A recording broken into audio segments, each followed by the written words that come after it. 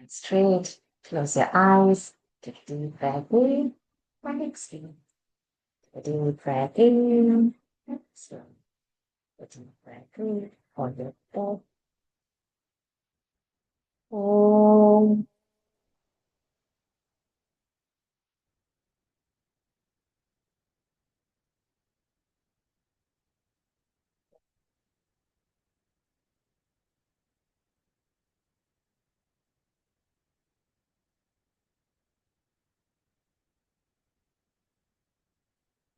Om.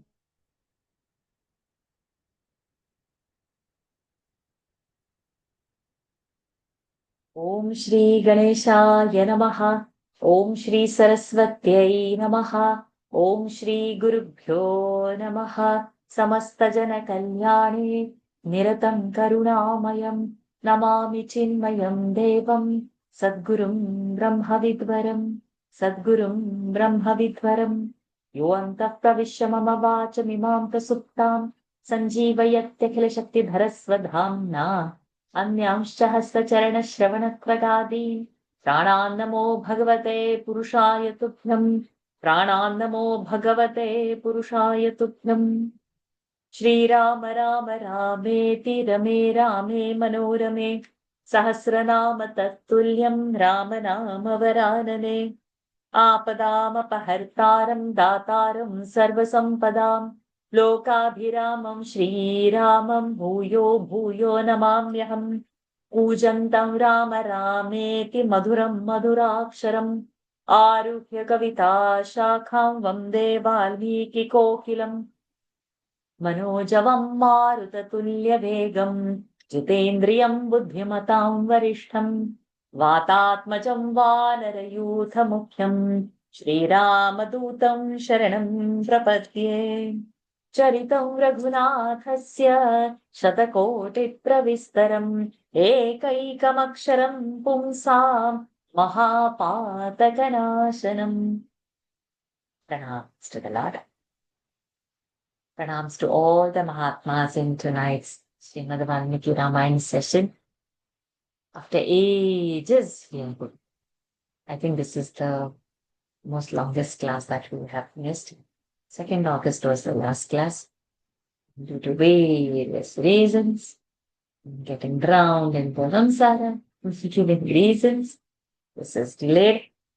But hopefully, we will be on track soon. Because next week we are going to miss again this session. There's going to be a Parayana, Sampurna Parayana. And thereafter, whether it's a Christmas or a New Year, that festival we don't take any break.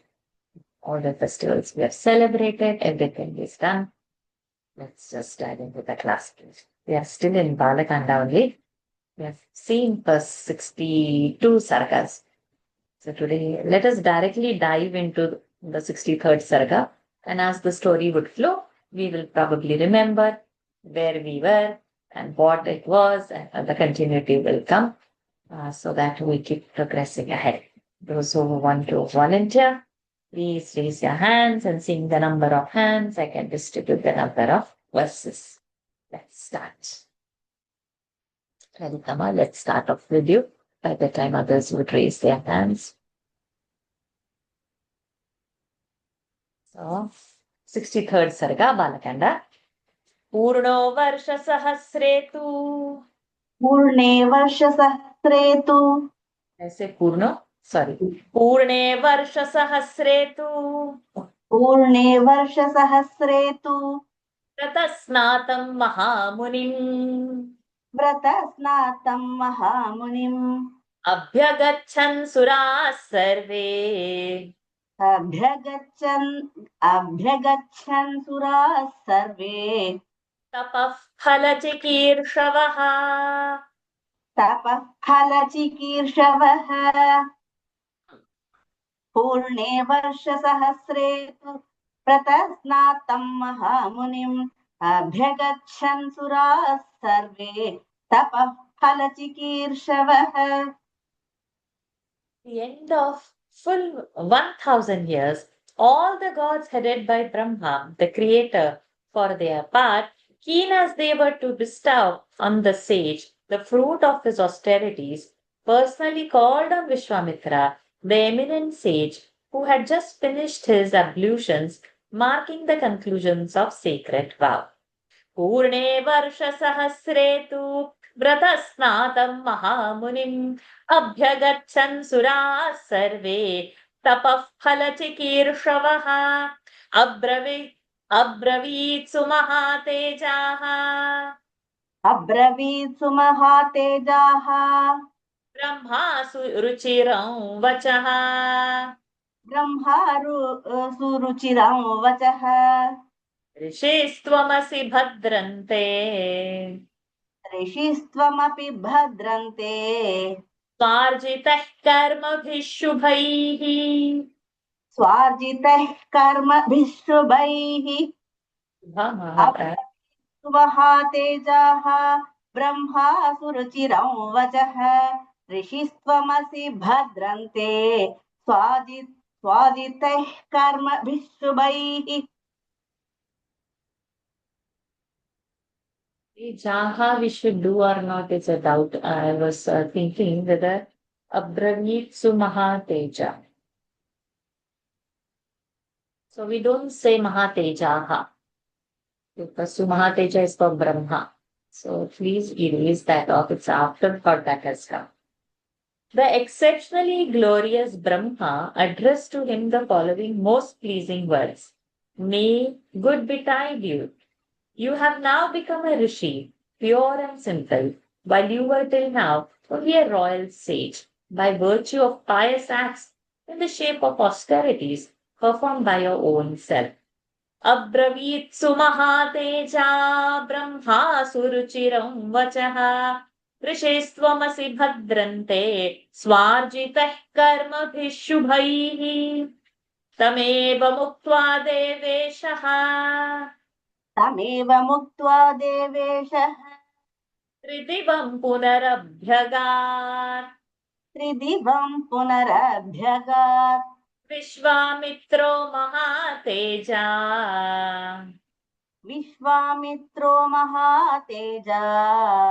भूयस्ते pay महत्तपः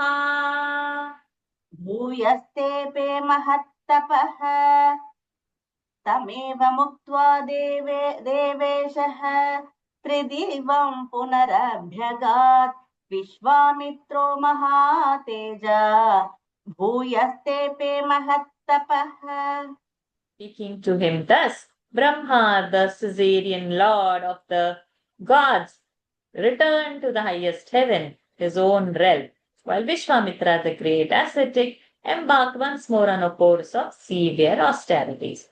तमेव मुक्त्वा देवेशः त्रिदिवं पुनरभ्यगात् विश्वामित्रो महातेजा भूयस्ते pay महत्तपः ततः कालेन महता मेनका परमाप्सराः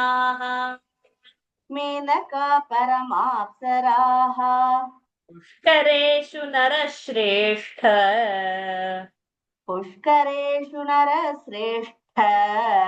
स्नातुं समुपचक्रमे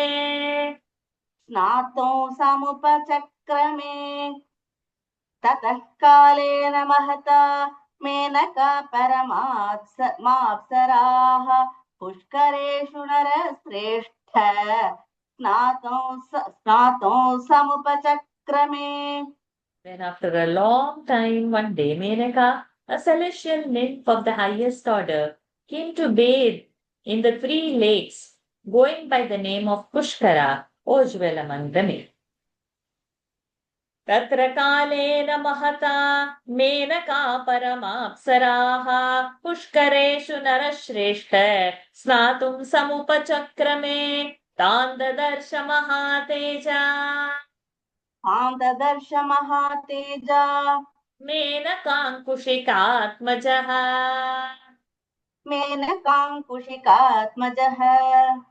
रूपेण प्रतिमान् तत्र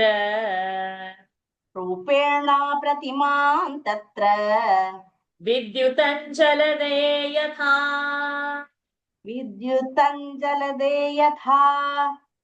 तान् ददर्श महातेजा मेनकाङ्कुशिकात्मजः रूपेण प्रतिमां तत्र विद्युतञ्जलदे यथा The highly glorious Vishwamitra, son of Kushika, beheld in the water of one of the aforesaid lakes the celebrated Menaka, matchless in beauty, shining like a streak of lightning in a cloud. तान्ददर्श महातेजा मेनकाङ्कुशिकात्मजः रूपेण प्रतिमां तत्र विद्युतञ्जलदे यथा.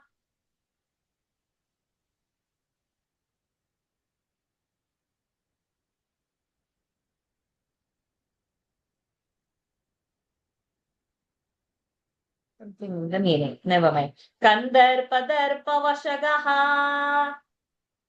कन्दर्पदर्पवशगः मुनिस्तामिदमब्रवीत्. मुनिस्तामिदमब्रवीत् अप्सरस्वागतं तेस्तु. अप्सरस्वागतं तेस्तु वसचेह ममाश्रमे. वसचेह ममाश्रमे गन्धर्पदर्पवशगः मुनिस्तामिदमब्रवीत् अप्सरस्वागतं तेस्तु वसचेह ममाश्रमे.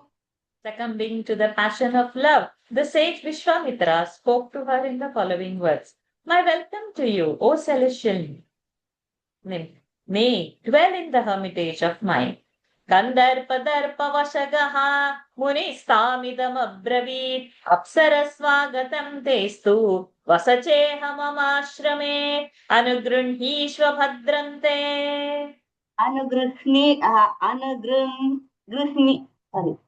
अनुगृह्णीष्व भद्रन्ते मदनेन विमोहितम्. मदनेन विमोहितम् इत्युक्ता सा वरारोहा. इत्युक्ता सा वरारोहा तत्र वासमथाकरोत्. तत्र वासमथाकरोत्. अनुगृह्णीष्व भद्रन्ते मदनेन विमोहितम् इत्युक्ता सा वरारोहा तत्र वासमथाकरोत्.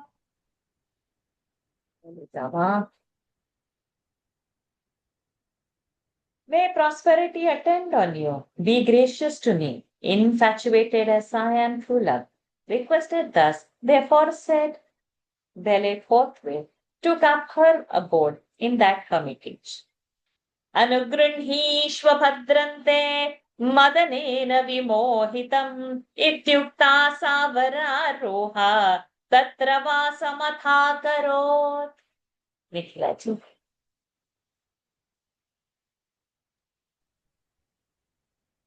So we will do that whole paragraph together. Tapaso hi mahavignaha. तपसो हि महाविघ्नः Vishwamitramupaagamat. विश्वामित्रमुपागमत् Tasyam wasantyam varshani. तस्यां वसन्त्यां वर्षाणि Pancha pancha cha raghava. पञ्च च राघव Vishwamitrashrame saumye. विश्वामित्राश्रमे सौम्ये सुखेन व्यतिचक्रमुः. सुखेन व्यतिचक्रमुः अथ काले गते तस्मिन्. अथ काले गते तस्मिन् विश्वामित्रो महामुनिः. विश्वामित्रो महामुनिः सव्रीड इव संवृत्तः. सव्रीडैव संवृत्तः चिन्ताशोकपरायणः. चिन्ताशोकपरायणः बुद्धेर्मुनेः समुत्पन्ना. बुद्धिर्मुनेः समुत्पन्ना सामर्षा रघुनन्दन. तामर्षा रघुनन्दन सर्वं सुराणां कर्मैतत्. सर्वं सुराणां कर्मैतत् तपोपहरणं महत् तपोपहरणं महत् अहोरात्रापदेशेन अहोरात्रापदेशेन गता संवत्सरा दश गता संवत्सरा दश काममोहाभिभूतस्य काममभिभूतस्य विघ्नोऽयं प्रत्युपस्थितः विघ्नोऽयं प्रत्युपस्थितः स निःश्वसन्मुनिवरः स निःश्वसन्मुनिवरः पश्चात्तापेन दुःखितः पश्चात्तापेन दुःखितः तपसो हि महाविघ्नः विश्वामित्रमुपागमत् तस्यां वसन्त्यां वर्षाणि पञ्च च राघव विश्वामित्राश्रमे सौम्ये सुखेन व्यतिचक्रमुः अथ काले गते तस्मिन् विश्वामित्रो महामुनिः सव्रीडैव संवृत्तः चिन्ताशोकपरायणः बुद्धिर्मुने समुत्पन्ना समाम समार्ष रघुनन्दन सर्वं सुराणां कर्मैतत् तपोपहरणं महत् अहोरात्रापदेशेन गतः संवत्सरा दश काममोहाभिभूतस्य विघ्नोऽयं प्रत्युपस्थितः स निःश्वसन्मुनिवरः पश्चात्तापेन दुःखितः. Indeed, in the form of this nymph, a great obstacle in the way of his austerities presented itself before Vishwamitra. 10 years were spent happily by her while living in that pleasant hermitage of Vishwamitra, O Rama. So much time having rolled by unperceived, the great sage Vishwamitra felt ashamed, as it were, and fell a prey to anxiety and grief. The revelation dawned on him with a feeling of indignation, O scion of Prabhu, that all that which was a deep laid design to rob him of the spiritual energy stored by him through ascesis was the work of the gods. He said to himself, 10 long years have rolled by me as though it were a day and night. Overwhelmed as I was by infatuation born of concupiscence, this is nothing but an obstacle come in my way. Sighing deeply with this thought, the said Vishwamitra, the foremost of sages, felt distressed through remorse.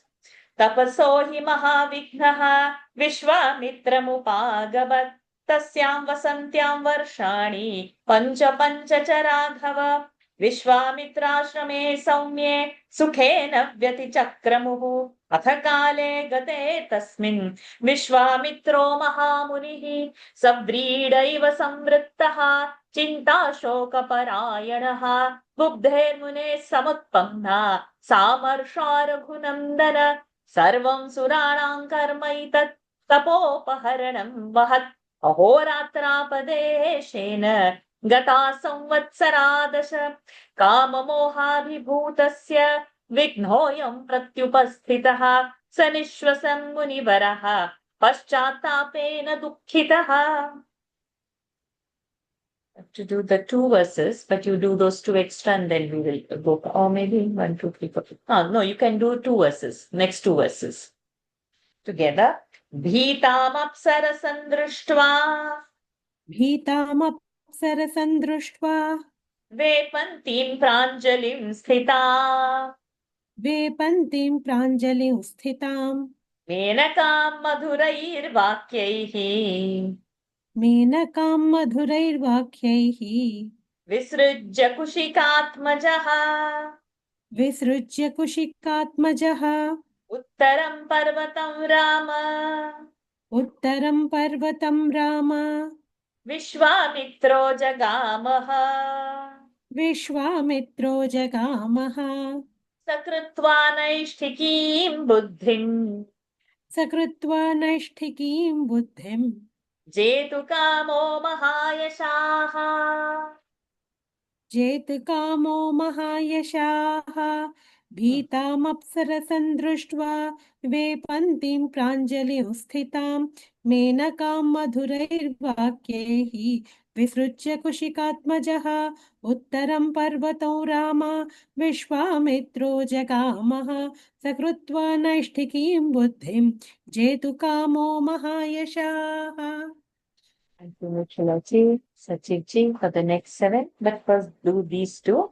Kaushiki Tiramasadya Kaushiki तीरमासाद्य Tapaste Pedurasadam तपस्ते पेदुरासदम् Tasya Varsha Sahasrani तस्य वर्षसहस्राणि Ghorantapa Upasataha घोरन्तप उपासतः Uttare Parvate Rama उत्तरे पर्वते राम देवतानाम भूद्भयम् देवतानामभूद्भयम् आमन्त्रयन् समागम्य आमन्त्रयन् समागम्य सर्वे सर्षिगणासुराः सर्वे सर्षिगणासुराः Kaushiki तीरमासाद्य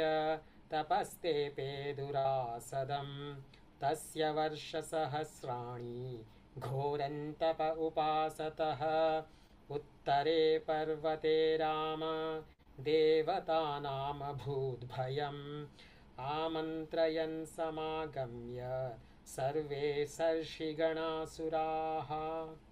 Seeing the celestial nymph Menaka standing before him with folded hands, trembling with fear, and dismissing her with sweet expressions, O Rama, Vishwamitra, son of Kushika, proceeded to the northern mountain, the Himalayas, so the tradition goes. Making a firm resolve to observe lifelong celibacy with intent to conquer passion, and reaching the bank of Kaushiki, Vishwamitra, the highly illustrious sage, practiced austerities which were hard to accomplish for others. Fear entered the minds of gods when they saw Vishwamitra practicing terrible austerities on the northern mountain for thousands of years past. Approaching Brahma, all the gods, accompanied by the host of rishis, prayed to him as follows. Kaushiki तीरमासाद्य तपस्ते पेदुरासदम् तस्य वर्षसहस्राणि घोरं तप उपासतः उत्तरे पर्वते राम देवतानामभूद्भयम् आमन्त्रयन् समागम्य सर्वे सर्षिगणासुराः. The next all 5 verses together. Maharshi Shabdam Labhatam महर्षि शब्दं लभताम् साध्वयं कुशिकात्मजः. साध्वयं कुशिकात्मजः. On your side, is there a possibility to increase the volume?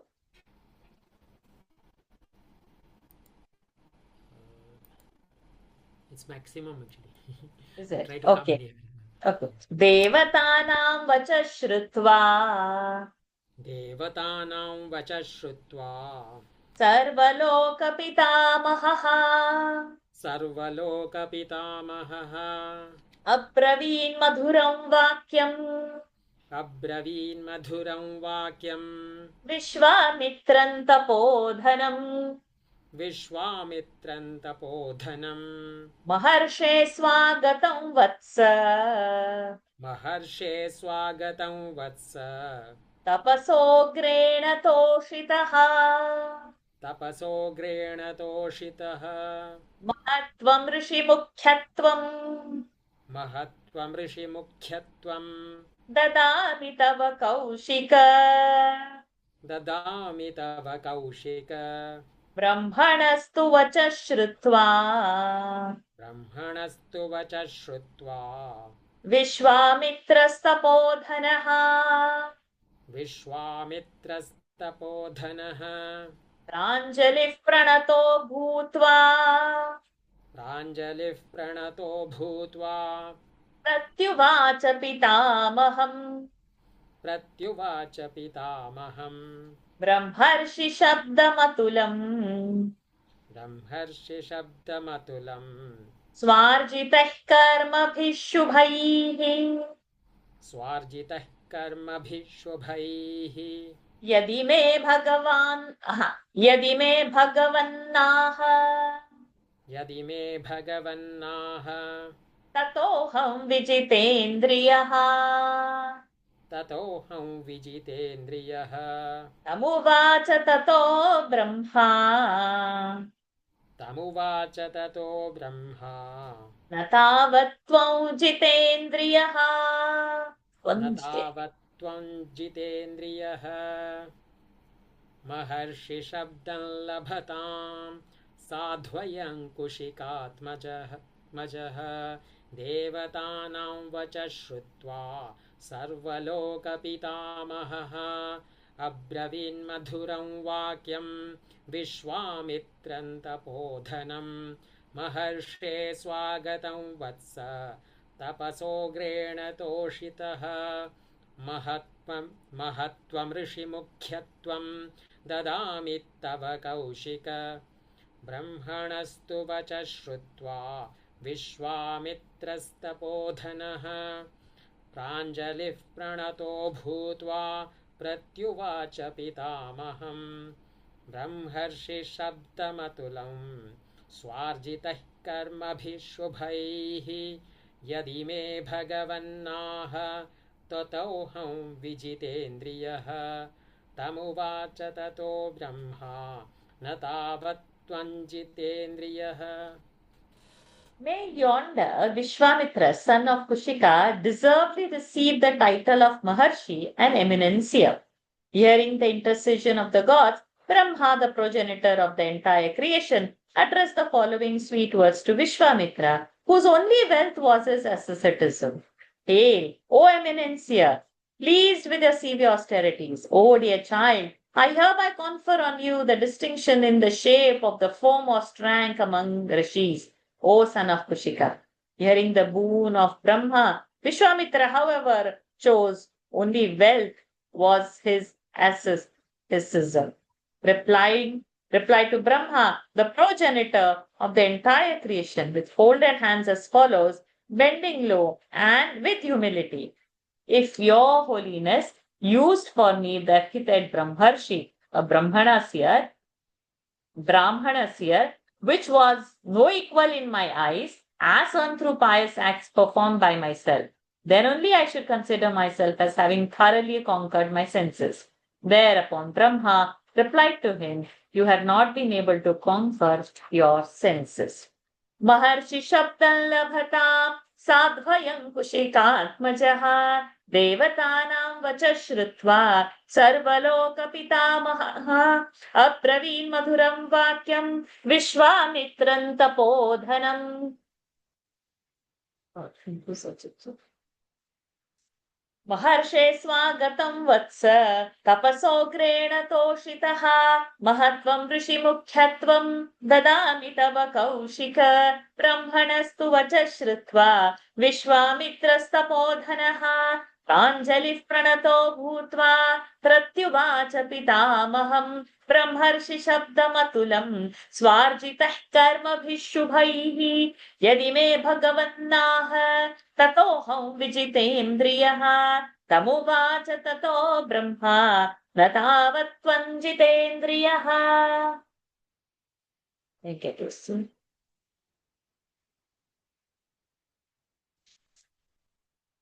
यतस्वमुनिशार्दूल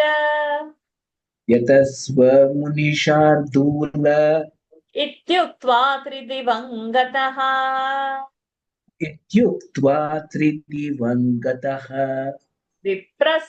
विप्रस्थितेषु देवेषु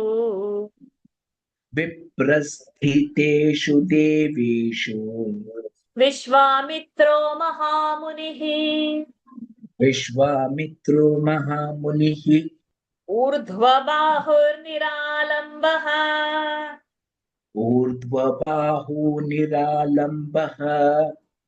ह्रस्व वायुभक्षस्तपश्चरन् धर्मे पञ्चतपा भूत्वा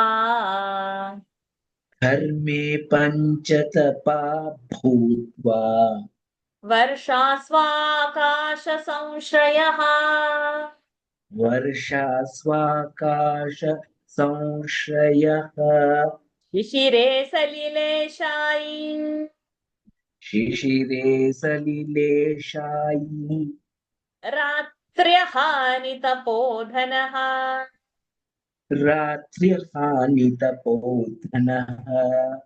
एवं वर्षसहस्रं हि एवं वर्षसहस्रं हि तपो घोरमुपागमत् तपोघोरमुपागमत्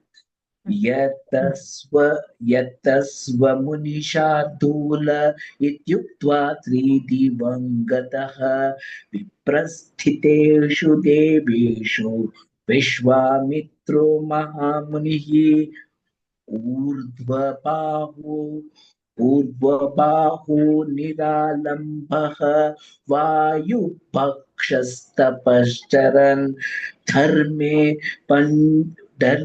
पञ्चतपा not धर्मे घर्म घर्मे पञ्चतपा भूत्वा वर्षा स्वाकाश संश्रयः शिशिरे सलिलेशायी रात्र्यहानितपोधनः एवं वर्षसहस्रं हि तपो घोरमुपागमत्.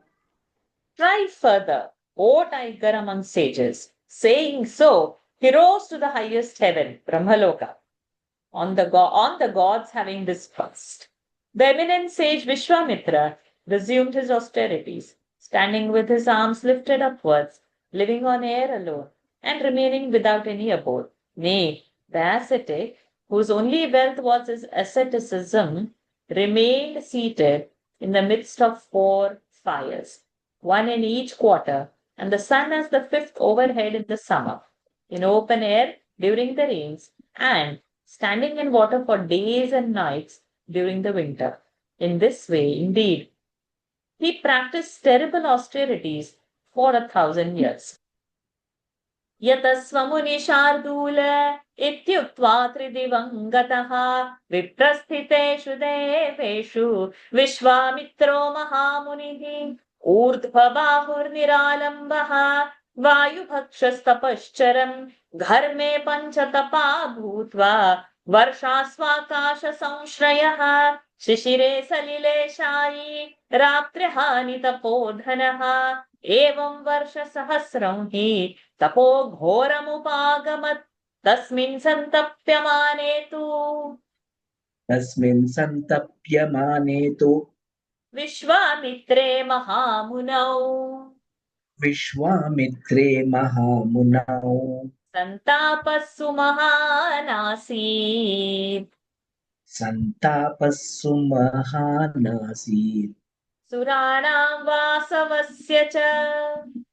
सुराणां वासवस्य च तस्मिन् सन्तप्यमाने तु विश्वामित्रे महामुनौ सन्तापः सुमहानासीत् सुराणां वासवस्य च.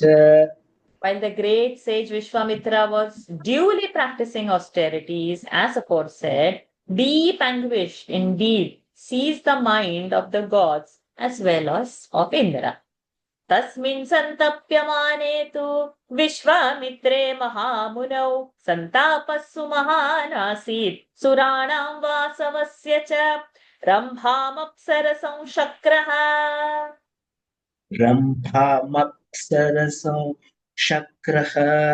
सर्वैः सह मरुद्गणैः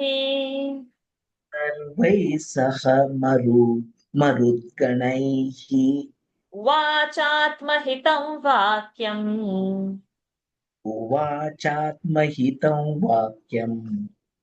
अहितं कौशिकस्य च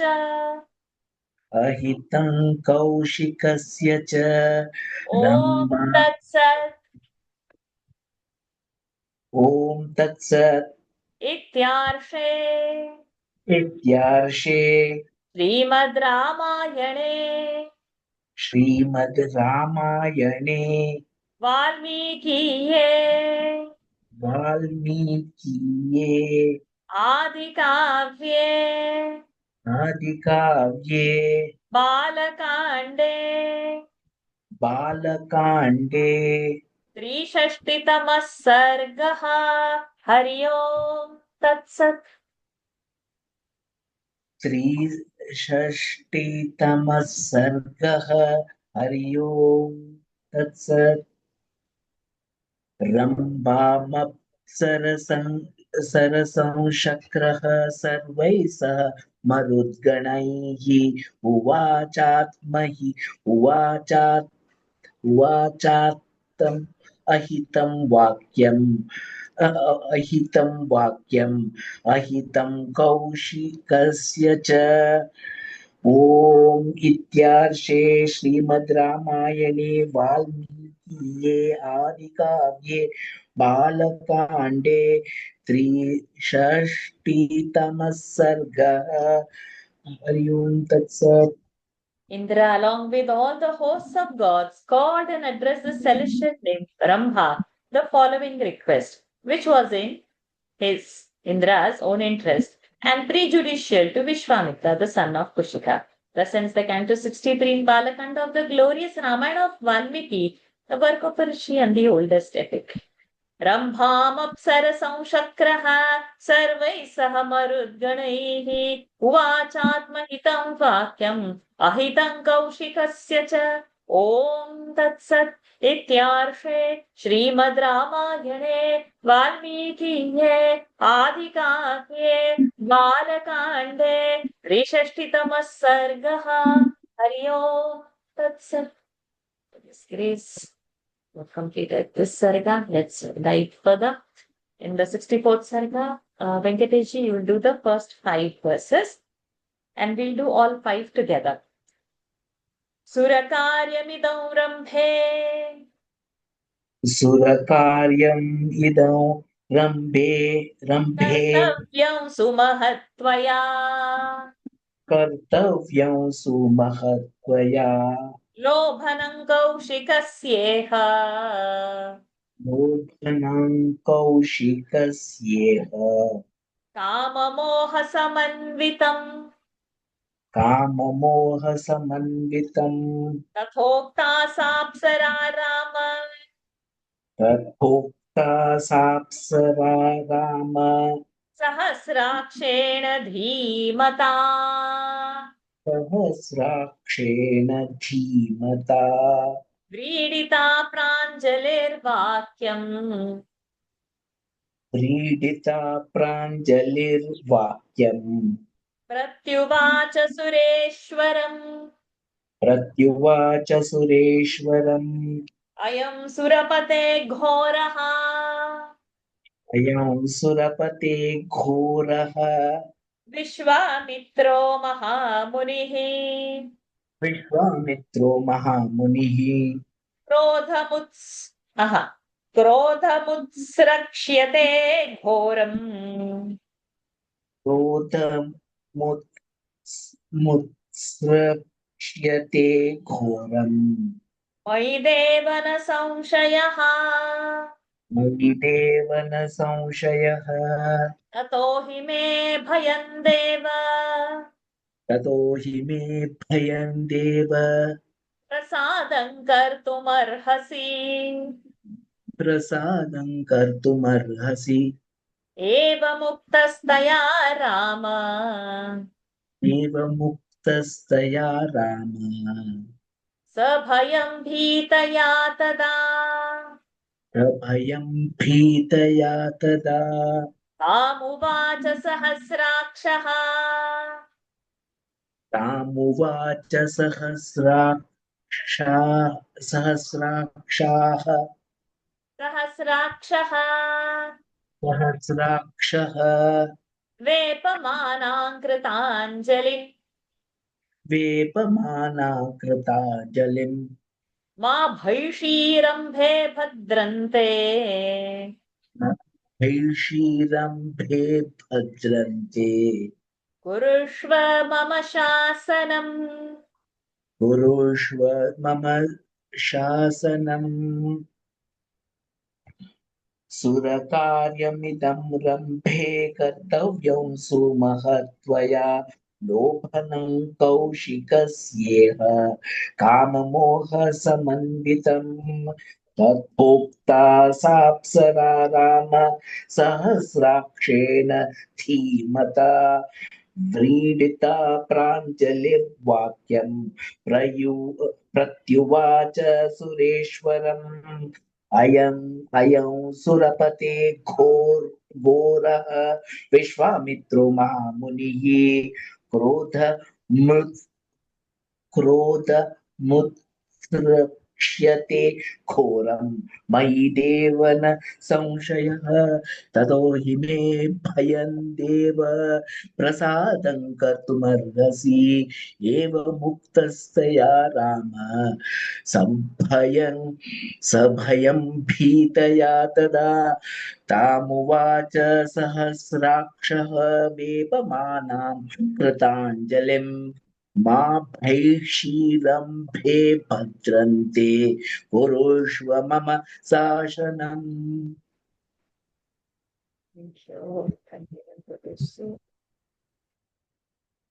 This very great errand of the gods in the shape of beguiling Vishwamitra conjointly with infatuating him by rousing his passion has to be done by you at this juncture. Feeling abashed when told thus by the sagacious Indra, the thousand-eyed god, O Rama, therefore that celestial nymph gave the following reply with folded hands to the ruler of the gods. This hot-tempered and eminence-age Vishwamitra will pronounce a terrible curse on me, my lord. There is no doubt about it, O ruler of gods. Since great fear on this score lurks in my mind, be pleased to take pity on me and excuse me, my lord. Requested thus, with a mind full of fear, by the frightened nymph on that occasion, O Rama, Indra, the thousand-eyed god, spoke as follows to her, who stood trembling before him with folded hands. Do not be afraid, Rambha. May all be well with you. Please do my bidding. सुरकार्यमिदं रम्भे कर्तव्यं सुमहत्वया लोभनं कौशिकस्येह काममोहसमन्वितं तथोक्ता साप्सरा राम सहस्राक्षेण धीमता व्रीडिता प्राञ्जलिर्वाक्यं प्रत्युवाच सुरेश्वरम् अयं सुरपते घोरः विश्वामित्रो महामुनिः क्रोधमुत्स्रक्ष्यते घोरम् मयि देव न संशयः ततो हि मे भयं देव प्रसादं कर्तुमर्हसि एवमुक्तस्तया राम सभयं भीतया तदा तामुवाच सहस्राक्षः वेपमानां कृताञ्जलिं मा भैषीरम्भे भद्रं ते कुरुष्व मम शासनम्. Lakshmiji's hand. Lakshmiji, please come over.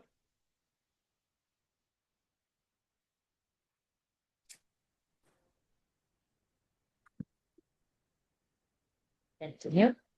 We'll do first 5 and then we'll see. Tvam hi rupam bahugunam त्वं हि रूपं बहुगुणं कृत्वा परमभास्वरम् कृत्वा परमभास्वरं तं ऋषिं कौशिकं भद्रे तं ऋषिं कौशिकं रम्भे. भद्रे. My book is different. I was saying to you every time. Okay. I can either chant it or I will write what you say. No. You chant it what is in your book. Let me Okay. say what is here. So it will be Okay. easy. One Hey, minute, did we miss Rajasvatavas- 6 or We did missed we the miss sixth. the 6th verse? Yeah. Yeah. Oh, yeah. Kokilo. We missed the 6th verse. Yes. Thank you. Thank I you. thought maybe your book didn't have it, so I didn't correct you. No, I missed it. Kokilo hridayagrahi Kokilo hridayagrahi madhave ruchiradrume madhave ruchiradrume aham kandarpasahitaha aham kandarpasahitaha स्थास्यामि तव पार्श्वतः स्थास्यामि तव पार्श्वतः त्वं हि रूपं बहुगुणं त्वं हि रूपं बहुगुणं कृत्वा परमभास्वरम् कृत्वा परमभास्वरम् तं ऋषिं कौशिकं भद्रे तं ऋषं कौशिकं रम्भे भेदयस्व तपस्विनम् भेदयस्व तपस्विनम् सा श्रुत्वा वचनं तस्य सा श्रुत्वा वचनं तस्य कृत्वा रूपमनुत्तमम् कृत्वा रूपमनुत्तमम् लोभयामास ललिता लोभयामास ललिता विश्वामित्रं शुचिस्मिता विश्वामित्रं शुचिस्मिता कोकिलस्य तु शुश्राव कोकिलस्य तु शुश्राव वल्गुव्याहरतस्वनम् वल्गुव्याहरतस्वनम् सम्प्रहृष्टेन मनसा सम्प्रहृष्टेन मनसा स चैनामन्ववैक्षत तत एनामुदैक्षत अथ तस्य च शब्देन अथ तस्य च शब्देन गीतेनाप्रतिमेन च गीतेन प्रतिमेन च दर्शनेन च रम्भायाः दर्शनेन च रम्भायाः मुनिः सन्देहमागतः मुनिः सन्देहमागतः कोकिलो हृदयग्राही माधवे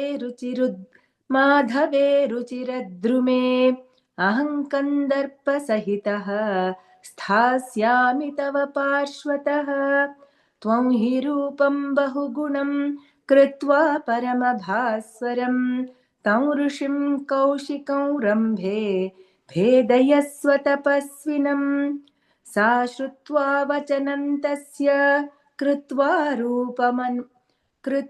रूपमनुत्तमम् लोभयामास ललिता विश्वामित्रं शुचिस्मिता कोकिलस्य तु शुश्राव वल्गुव्याहरतस्वनम् सम्प्रहृष्टेन मनसा तत एनामुदैक्षत अथ तस्य च शब्देन गीतेन प्रतिमेन च दर्शनेन च रम्भायाः मुनिः सन्देहमागतः accompanied by the god of love. I too shall remain by your side in the form of a cuckoo that captivates the heart by its enthralling notes in the vernal season when the trees assume a delightful appearance with their green foliage and fragrant blossoms.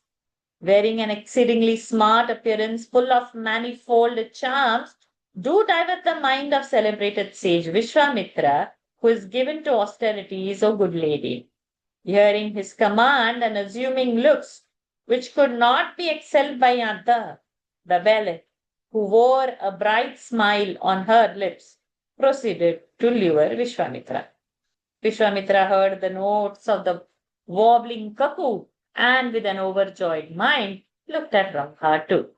Attracted by the notes of the cuckoo as well as by the unique song and sight of Brahma, the sage now felt doubting whether the nymph had come of her own accord or had been sent by Indra to interfere with his austerities.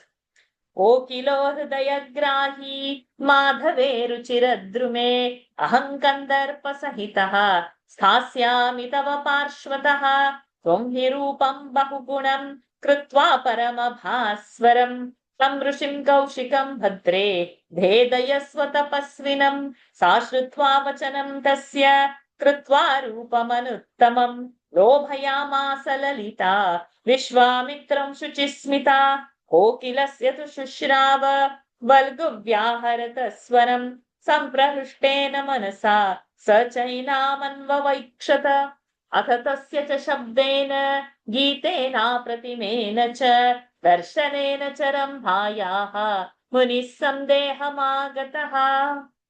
2 verse number 13. सहस्राक्षस्य तत्सर्वम् सहस्राक्षस्य तत्कर्म विज्ञाय मुनिपुङ्गवः विज्ञाय मुनिपुङ्गवः रम्भाङ्क्रोधसमाविष्टः रम्भाङ्क्रोधसमाविष्टः शशापकुशिकात्मजः सशापकुशिकात्मजः यन्माल्लोभयसे रम्भे यन्माल्लोभयसे रम्भे कामक्रोधजयैषिणम् कामक्रोधजयैषिणम् 10 वर्षसहस्राणि 10 वर्षसहस्राणि शैली स्थास्यसि दुर्भगे शैली स्थास्यसि दुर्भगे ब्राह्मणस्सु महातेजाः ब्राह्मणः सुमहातेजाः तपोबलसमन्वितः तपोबलसमन्वितः उद्धरिष्यति रम्भे त्वाम् उद्धरिष्यति रम्भे त्वाम् मत्क्रोधकलुषीकृता मत्क्रोधकलुषीकृताम् सहस्राक्षस्य तत्कर्म विज्ञाय मुनिपुङ्गवः रम्भाङ्क्रोधसमाविष्टः सशापकुशिकात्मजः यन्माल्लोभयसे रम्भे कामक्रोधजयैषिणम् 10 वर्षसहस्राणि शैली स्थास्यसि दुर्भगे ब्राह्मणः सुमहातेजाः तपोबलसमन्वितः उद्धरिष्यति रम्भे त्वाम् मत्क्रोधकलुषीकृताम् Thank you, Lakshmi.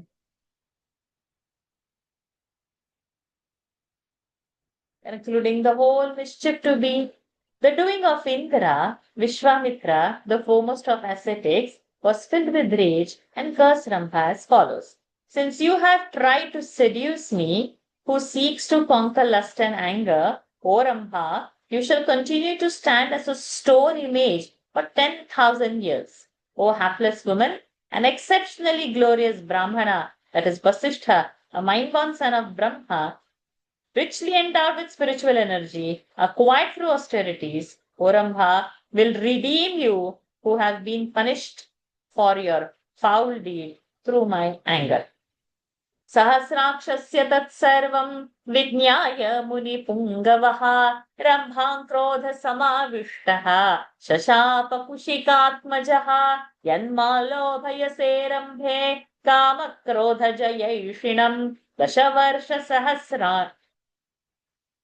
वर्षसहस्राणि शैली स्थास्यसि दुर्भगे ब्राह्मणस्सु महातेजाः तपोबलसमन्वितः उद्धरिष्यति रम्भे त्वाम् मत्क्रोधकलुषीकृता. 3 hands are there. Each one of you will do two verses. Nanditama will start. First 2 verses for you. एवमुक्त्वा महातेजा एवमुक्त्वा महातेजा विश्वामित्रो महामुनिः विश्वामित्रो महामुनिः अशक्नुवन् धारयितुम् अशक्नुवन् धारयितुम् कोपं सन्तापमात्मनः कोपं सन्तापमात्मनः तस्य शापेन महता तस्य शापेन महता रम्भाशैली तदाभवत् रम्भाशैली तदा भवत् वचः श्रुत्वा च कन्दर्पः वचः श्रुत्वा च कन्दर्पः महर्षेः स च निर्गतः महर्षेः स च निर्गतः एवमुक्त्वा महातेजा विश्वामित्रो महामुनिः अशक्नुवन् धारयितुम् कोपं सन्तापमात्मनः तस्य शापेन महता रम्भाशैली तथा भवत् वचः श्रुत्वा च गन्धर्पो महर्षेः स च वचः श्रुत्वा च गन्धर्पः महर्षेः स च निर्गतः. ललितमा Having spoken thus, unable as he was to control his anger, the highly glorious and eminent sage Vishwamitra fell a prey to the remorse on his having exhausted the stock of merits earned through the austerities by cursing the nymph. Under his terrible curse, Brahma instantly got petrified, and hearing the curse of the great Rishi Vishwamitra, love as well as Indra slipped away. एवमुक्त्वा महातेजा विश्वामित्रो महामुनिः अशक्नुवं धारयितुं कोपं सन्तापमात्मनः तस्य शापेन महता ब्रह्माशैली तदाभवत् वचः श्रुत्वा च कन्दर्पः महर्षेः स च निर्गतः.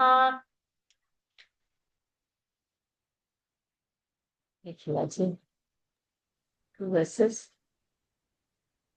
कोपेन च महातेजाः कूपेन च महातेजाः तपोपहरणे कृते तपोपहरणे कृते इन्द्रियैरजितैराम इन्द्रियैरजितैराम नलेभे शान्तिमात्मनः नलेभे शान्तिमात्मनः बभूवास्य मनश्चिन्ता बभूवास्य मनश्चिन्ता तपोपहरणे कृते तपोपहरणे कृते नैवं क्रोधं गमिष्यामि नैवं क्रोधं गमिष्यामि न च वक्ष्ये कथञ्चन न च वक्ष्ये कथञ्चन कोपेन च महातेजाः तपोपहरणे कृते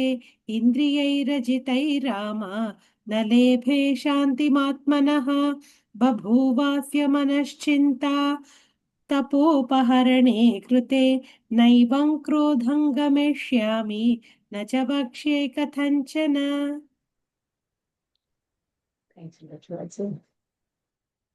The stock of his merit earned through the austerities have been mitigated through his anger, O Rama. Vishwamitra too, though highly glorious, did not get peace of mind because of his unconquered senses.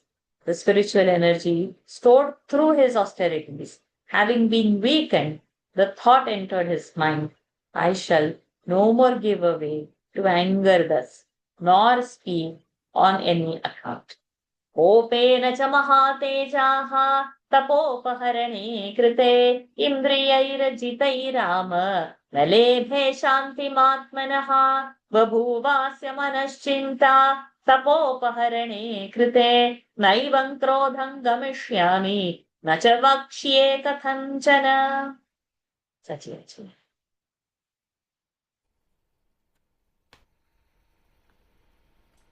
अथवा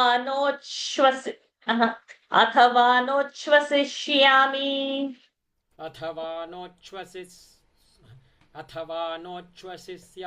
वशिष्यामि little tough. वशिष्यामि अथवा नोच्छ्वसिष्यामि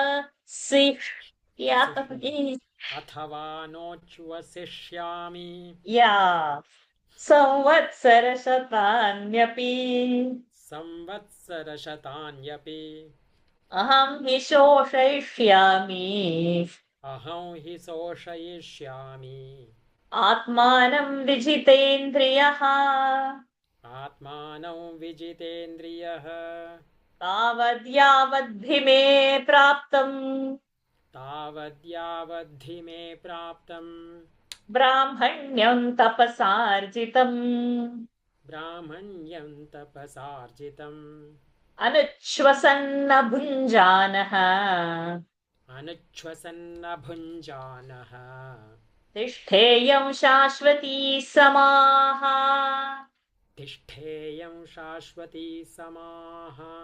न हि मे तप्यमानस्य क्षयं यास्यन्ति मूर्तयः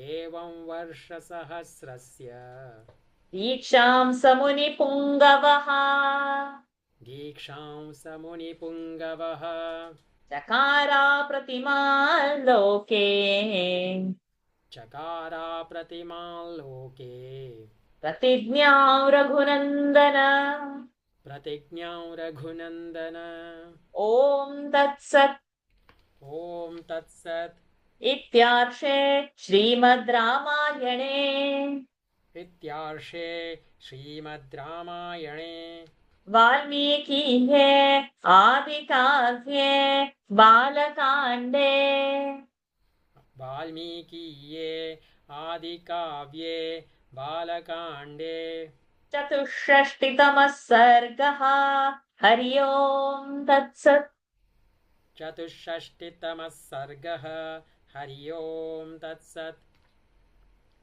अथवा नोच्छ्वसिष्यामि संवत्सरशतान्यपि अहं हि शोषयिष्यामि आत्मानं विजितेन्द्रियः तावद्यावद्धि मे प्राप्तं ब्राह्मणयन् तपस्सार्जितम् अनुच्छ्वसन्न भुञ्जानः तिष्ठेयं शाश्वती समाः न हि मे तप्यमानस्य क्षयं यास्यन्ति मूर्तयः एवं वर्षसहस्रस्य दीक्षां समुनिपुङ्गवः चकारा प्रतिमां लोके प्रतिज्ञां रघुनन्दन ॐ तत्सत् इत्यार्षे श्रीमद् रामायणे वाल्मीकीये आदिकाव्ये बालकाण्डे चतुष्षष्टितमः सर्गः हरि ओम् तत्सत्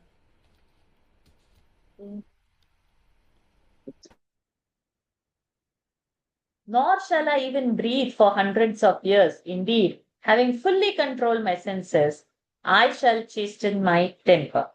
Till Brahmanhood is attained by me as earned through austerities, I shall do without breathing or eating for innumerable years. Nor will my limbs get atrophied so long as I continue to practice austerities.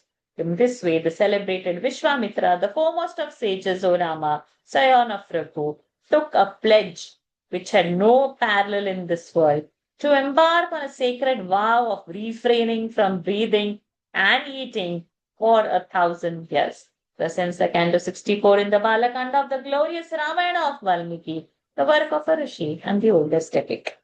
अथवा नोच्छ्वसिष्यामि संवत्सरशतान्यपि अहं विशोषयिष्यामि आत्मानं विजितेन्द्रियः तावद्यावद्धि मे प्राप्तं ब्राह्मण्यं तपसार्जितम् अनुच्छ्वसन्न भुञ्जानः तिष्ठेयं शाश्वती समाः न